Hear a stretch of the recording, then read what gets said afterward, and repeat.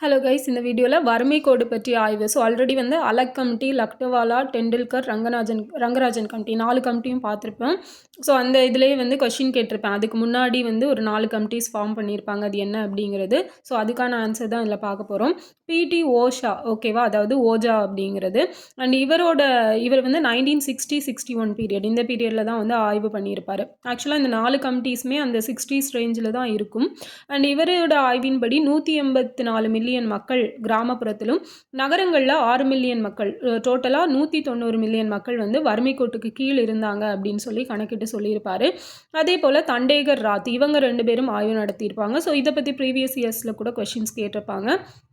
இந்த doctor VM தண்டேகரும் Neelakanta ராத், இவங்க கணக்கீட்டின்படி, இவங்களும் 60-61 பீரியடில் தான் மொத்த மக்களில் 41% பேர் வந்து வறுமை கோட்டுக்கு கீழே இருந்தாங்க அப்படின்னு சொல்லி மதிப்பிட்டிருக்காங்க. அதே போல் கிராம ஏழ்மை பற்றிய மின்ஹாவோட ஆய்வு. அப்போ மின்ஹா எதை பற்றி ஆய்வு பண்ணார் அப்படின்னு கேட்டாலும் கிராம ஏழ்மை அப்படிங்கிறது தெரியணும். இவரோட ஆய்வின்படி என்ன அப்படின்னா 1956-57 பீரியடில், அப்போ இவங்க 4 பேரில் பார்த்தோம் அப்படின்னா இவர் தான் வந்து ஃபஸ்ட்டு ஆய்வு மேற்கொண்டிருக்காரு. அண்ட் இதில் 215 மில்லியன் கிராம மக்கள் 65% வறுமை கோட்டின் கீழ் வாழ்ந்தாங்க அப்படின்னு சொல்லி மதிப்பிட்டிருக்காரு. பர்தான் அப்படிங்கிறவர் ஆய்வு பண்ணதில் இவரும் 1960-61 பீரியடில் தான் கிராம மக்களில் 35% வந்து வறுமை கோட்டுக்கு கீழே தான் இருந்தாங்க அப்படிங்கிறதையும் இவர் மதிப்பிட்டு சொல்லியிருக்காரு.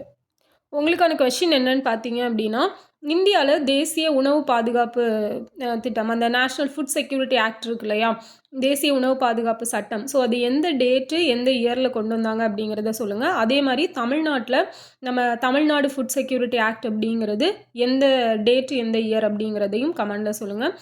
நெக்ஸ்ட் வீடியோவில் பார்க்கலாம். தேங்க்யூ.